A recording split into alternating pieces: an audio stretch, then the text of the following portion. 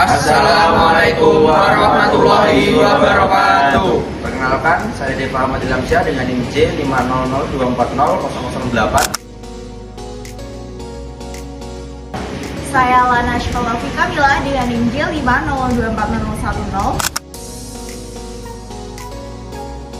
Saya Yogia Priscila dengan NIM J50024012. Saya Nisna ini dengan NIM J500240013. Saya Muhammad Seti Harizaji dengan NIM J500240015. Saya Naila Alifia dengan NIM J500240016.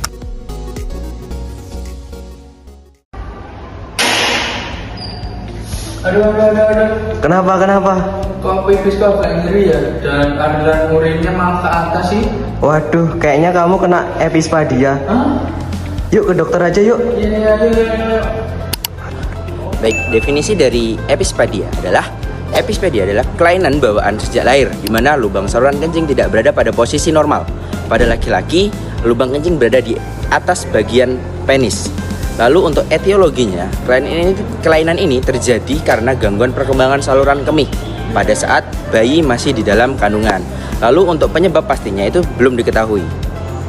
Epispadia merupakan kelainan kongenital langka pada sistem genitourinaria yang ditandai dengan adanya posisi abnormal pada muara uretra di letak bagian dorsal atau adanya abnormal pada kondisi perempuan.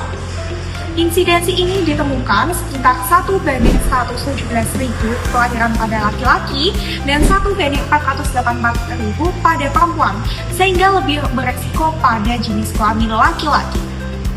Kelainan ini umumnya berkaitan dengan adanya bladder atrophy epispadia kompleks atau BAAC. Patofisiologi epispadia adanya akibat gangguan perkembangan pada saat embrio, yaitu pada minggu keempat hingga dan minggu keenam.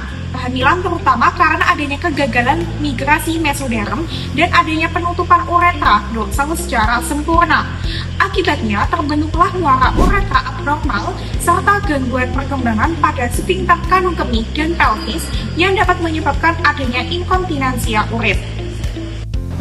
Patogenesis epispadia terjadi akibat kegagalan migrasi mesoderm infraumbilikal yang menyebabkan gangguan pembentukan uretra bagian dorsal. Akibatnya, uretra terbuka ke bagian atas penis dan dapat disertai pemisahan corpus cavernosum, sehingga penis melengkung ke atas atau disebut dengan kordi dorsal.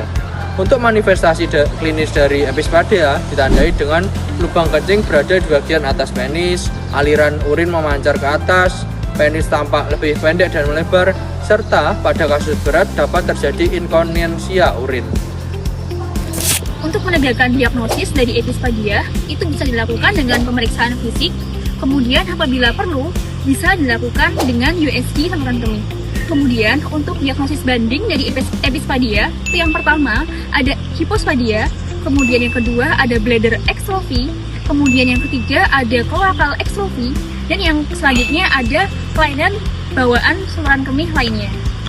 Baik, untuk tata laksana epispadia, yaitu dengan penanganan utama epispadia adalah operasi untuk memperbaiki saluran berkemih dan fungsi berkemih. Kemudian, untuk prognosisnya, jika ditangani sejak dini, sebagian besar pasien dapat hidup dengan baik dan fungsi berkemih akan membaik. Untuk komplikasi dari epispadia sendiri dapat berupa infeksi saluran kemih, kemudian kesulitan menahan kencing, dan juga gangguan psikologis. Nah, epispadia sendiri dapat ditangani dengan operasi dan juga kontrol rutin. Kemudian dukungan keluarga juga sangat penting untuk menemani anak selama pengobatan dari epispadia ini.